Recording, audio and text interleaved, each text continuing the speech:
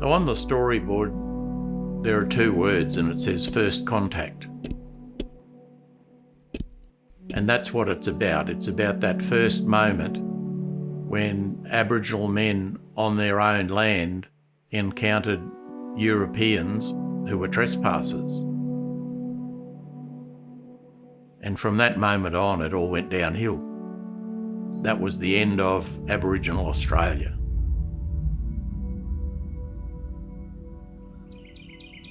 This project is called Butchulla Warriors Memorial Project, and it's a monument, I believe, is the first of its kind in Australia, to remember that Aboriginal men did put up a fight.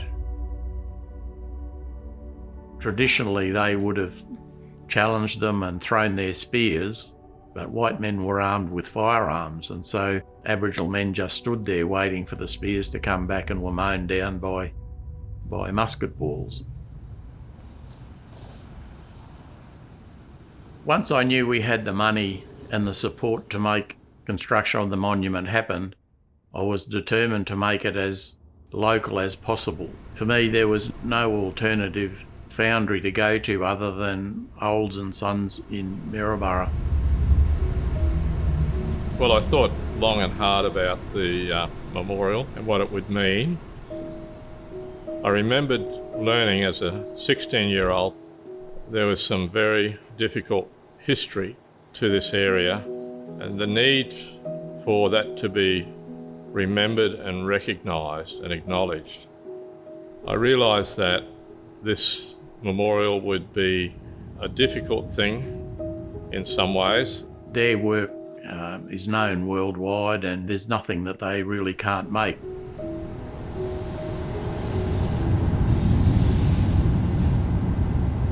I sat down with Robert and tried to explain to him the picture that I had in my mind of that first contact where Butchulla men met white men armed with firearms, and what remained were the shields on the ground with bullet holes in them.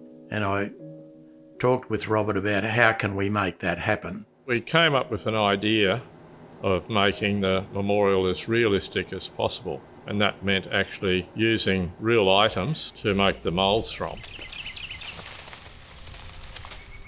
First bit for me was to try to accurately make the shields that would fit a production process. I was trying to be as historically correct as I could, and there was a black and white photo showing a Butchulla warrior holding up a shield, and so that gave me the model that I needed. Then I was able to work out which material to use.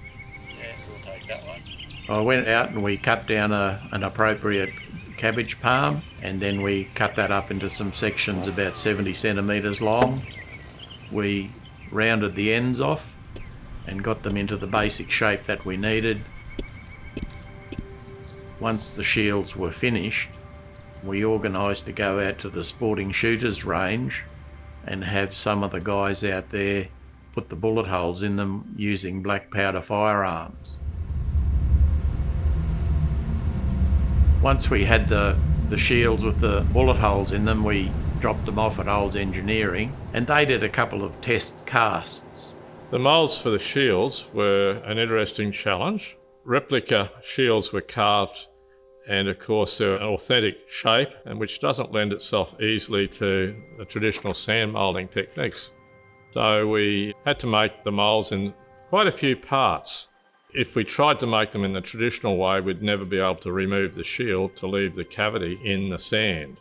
And so by having quite a few pieces of sand, we were able to take the mould apart, remove the shield, and then put the mould back together again and pour the metal in. And that's a different technique to how many bronze sculptures, or most bronze sculptures, are produced these days. They just did a cast of one end of one shield just to see how the bronze would react and what sort of detail it would produce. Everybody was quite surprised at how good the casting came out and how much detail the bronze picked up once it was taken out of the mould.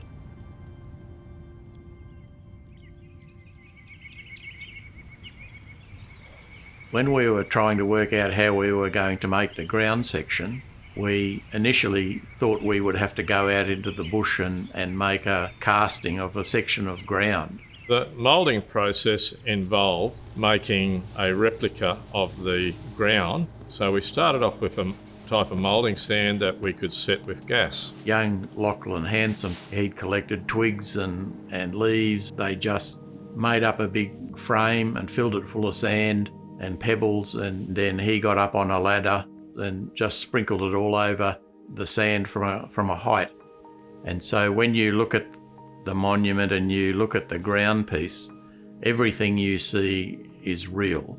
It came from nature. I got the two apprentices to walk across the mould barefoot, and then we got young James McIndoe, a Butchulla descendant, to walk across it barefoot as well. And they wanted me to walk across it barefoot, and I said, no, I want something of you to be in this casting. I said, I'm already there. I made the shields. I really want you to walk across it, leave your footprints, because, you're the guys who made it.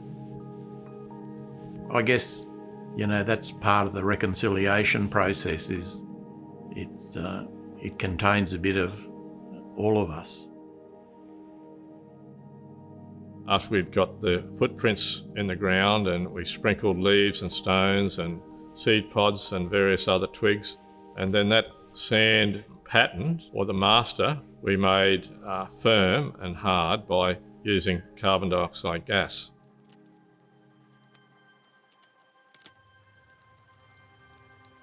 I was pretty excited on the Friday morning when we were going to pour the ground plate. The preparation for it took all day. Once the pebbles and the leaves and everything had been sprinkled on it and the guys walked across it and left their footprints, they then had to coat it with this red material. It contained a lot of methylated spirits, so once they coated the mould with the red paint, they had to burn all the methylated spirits off, and that was pretty spectacular to watch.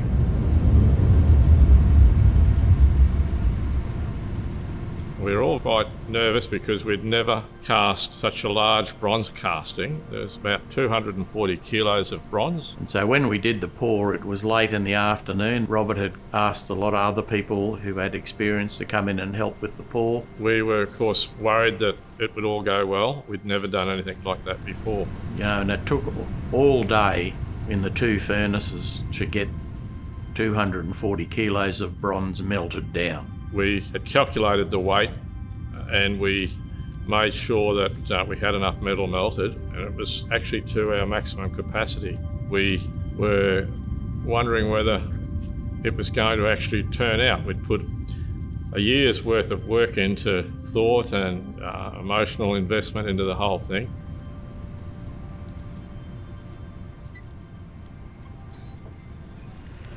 To just stand there and watch 240 kilos of red hot molten bronze being poured into a mould was just unbelievable. It's something I'd never seen before and I'll never see again. It proved to be just the right amount. Had we had about a teaspoon too less, it wouldn't have been quite enough. So it was just wonderful, and it would have represented a heck of a lot of work if we'd had to start again. It was quite an emotional moment to see that many people working so hard to make sure this thing came out perfectly.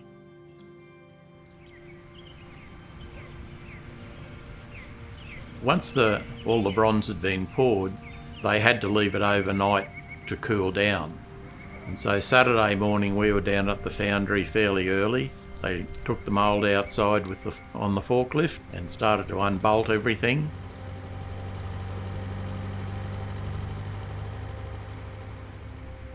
And I can still remember we were all holding our breaths. It was covered with black sand from the heat. We couldn't wait to take the mould apart and see if we had enough metal and to see how it turned out. Robert Olds had a broom and Lachlan had a broom, and they were all starting to broom this black sand off the casting, and then they got the hose and hosed it off, and it just revealed itself to be absolutely perfect. And it was just amazing to stand there and see 240 kilos of bronze and all the detail, the leaves and the pebbles and the footprints, and it was all there. It was just amazing. It was just a great sense of satisfaction to see all that work, well over a year's worth of work and thought and planning, come together, and now it was finally cast in bronze.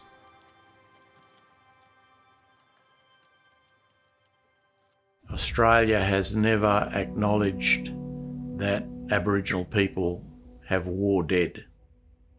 And that's one of the things that I hope this monument does, is almost forces people to realise that wars did happen here, that Aboriginal men did defend their country, and Aboriginal men died for their country.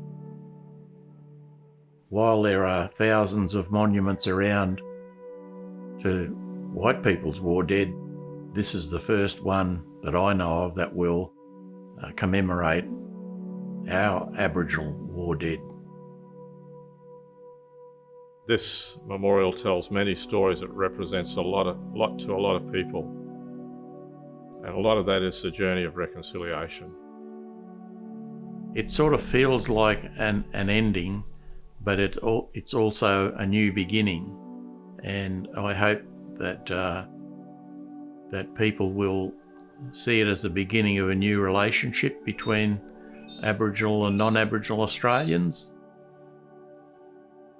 I just want the observer to stand in front of that monument and think about that moment when men threw their spears and stood there in that first contact with Europeans.